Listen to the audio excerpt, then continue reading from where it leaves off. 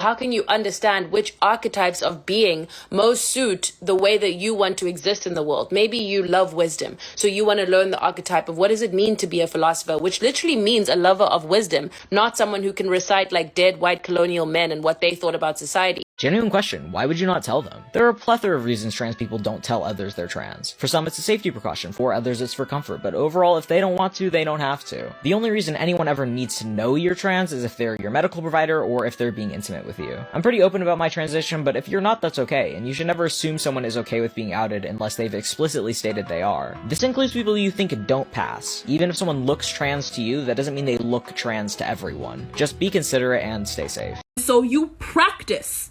I practiced, and then I got more information. And then that led me to do more. And you practice and you do, and you practice and you do. It's a positive feedback loop. That's what mutual aid does. It gets you in a positive feedback loop of action. You learn things, and then you act, and then you act on what you learn, and then you learn, and then you act, and it goes around like that.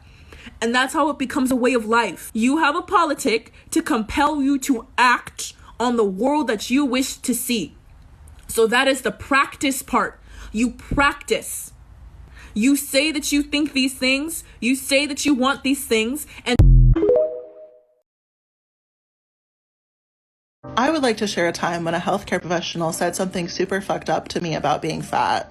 But the way they said it actually made me feel worse for them than I did for me.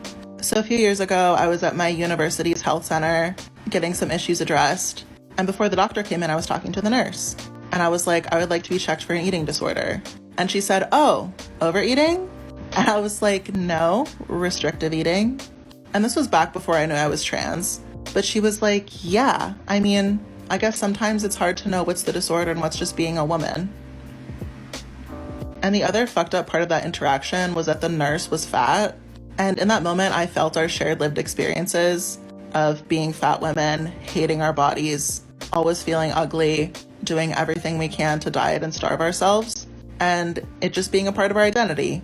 It's something that we're supposed to do. It's something that we bond with other women over doing. And now as a trans person, knowing that trans people have high ED rates too, it just feels shitty that part of being a marginalized identity is hating your body, and that sometimes you don't know what's part of the disorder and what's just being a trans person.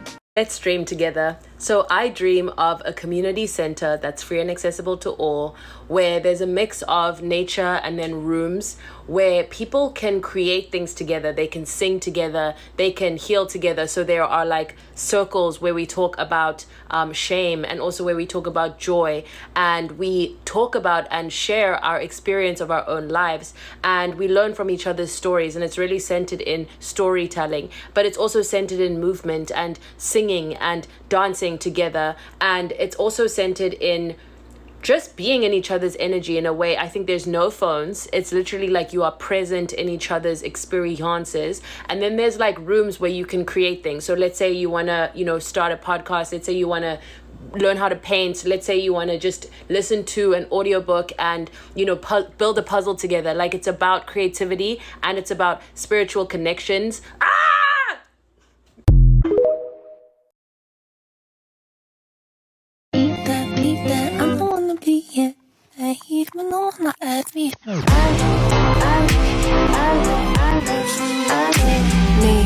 What's something that people are not ready to hear? White women are the biggest hindrance to moving racial equality forward because we have more influence over the raising of our children than anybody else, and white supremacy grows in our homes. And we are the ones teaching our children if only they would behave this way, speak this way, or dress this way, maybe they would have equality. And I will not argue this with anyone. I am fully dressed. Yes. She just doesn't like my style. And I told her, my body offends you. That's what the issue is. And I'm allowed to exist and be hot. And I'm going to continue to do so. So I don't know why. I don't know what she expects you to do. Yeah.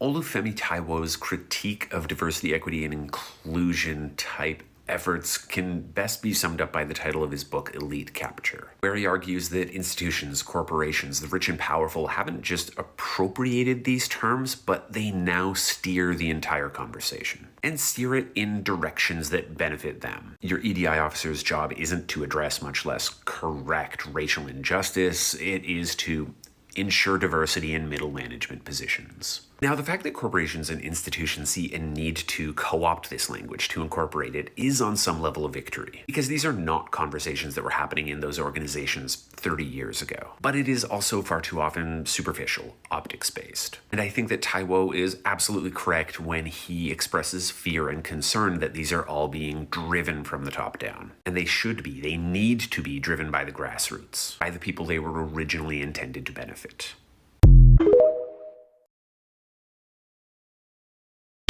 Hey there! I'll show you how to unionize your workplace at sonic speed.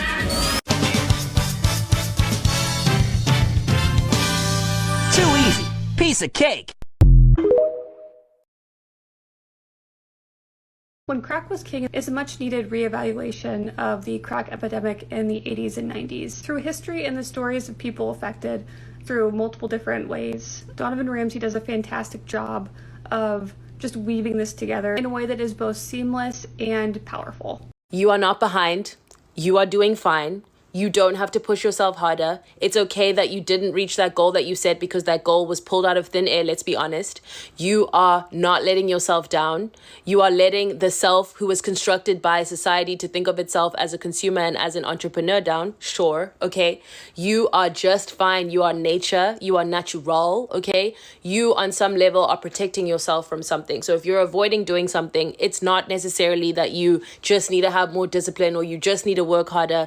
You may actually be trying to tell yourself something, and there's a part of you that just wants you to heal and be well and chill and vibe and sleep and rest, okay? For all of my sweet potatoes that are the firstborn daughters in their family, babe, you have tried.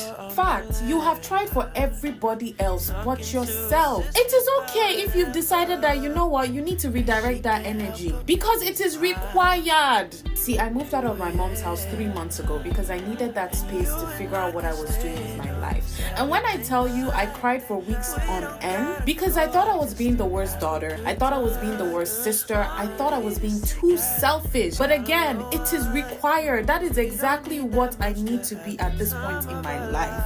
And that's what you need to be too. So my sweet potato, that love you've been giving to everybody, you're going to give it to yourself. That space you've been making for everybody, you are going to make it for yourself. That understanding, yeah, you've been understanding people that don't even need to be understood. You are going to understand yourself. Because honestly, a sweet potato cannot keep being sweet if it is in the wrong soil. If it is planted in the wrong soil. Did you hear me?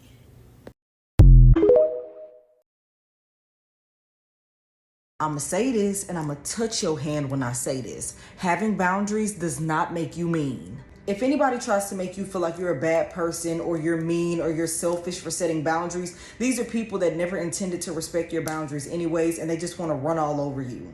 A lot of people, myself included, because I still struggle with this, are afraid of setting boundaries because we fear that we are wronging somebody else. We fear that we are doing bad by somebody else because we want to put our foot down. But I have to remind you, nobody is going to protect you like you are going to protect you. And it's necessary to have boundaries because you know it's stuff that you don't like. You know it's stuff that you don't want to tolerate. And it's okay to tell somebody, hey, I'm not comfortable with that. Or no, I don't want to do that. Or hey, can you stop doing this because it makes me feel like this? And if somebody does not respect your boundaries, if they don't take them seriously, if they try to make you feel like you're a bad person for setting them, cut them off. You have to remember, your boundaries are to protect you, period. I've been looking forward to reading Age of Insurrection for months. I'm a major fan of David Nyart, and this is the third book I've read by him. It follows the history of white supremacist patriot movements in the Pacific Northwest and how that history and ideology ended up making January 6th happen. It also covered a worrying amount of white supremacist conspiracy theories are now more mainstream, especially in Republican circles. Two of the big conspiracies that were talked about were cultural Marxism as well as the Great Replacement theory. As someone who has read a couple of his other books, I think this one is honestly my favorite. So if you are looking into learning more about the Patriot movement, David is someone who has been covering it since before Timothy McVeigh. Would they be ableist or would they be disability allies? Zodiac edition. By the end of this, some of y'all might not like me anymore. Let's jump into it and get astrological. First on the list, we've got Cancer. Now, I myself am a Cancer, body built like a dancer, so I may be a little bit biased, but I believe Cancers would try their hardest to include me in social situations and even check if places are accessible before we go. Ally. I feel like Aries wouldn't have the patience to help me with something that I needed. They also absolutely would not wait for me if I was going too slow. Ableist. If a Leo saw someone being ableist to me in public, they would simply fight them, and for that, an ally. Also, my girlfriend Maria is a Leo, so if you disagree with me, why I oughta. Sagittarius wouldn't take my situation too seriously, which could be a good thing, but they also might not take my disability seriously enough. You know, might say a joke and go, what, it's just a joke. Ableist. An Aquarius would help me think of ways to make things accessible and would absolutely fight for my rights. Ally. If you're a Scorpio, I'm so sorry. You would bully me. In fact, you're probably about to bully me. Ableist.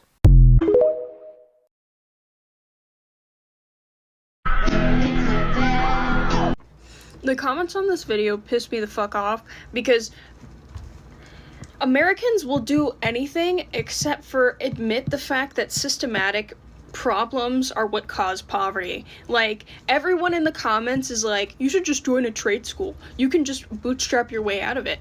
That's not how poverty works. None of you know how poverty works.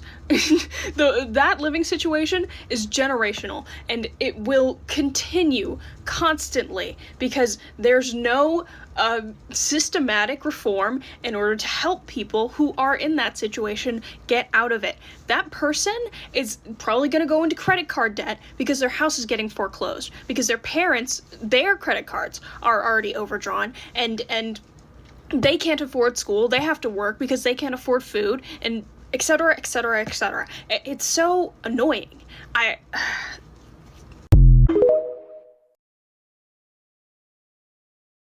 You fucking people on the left.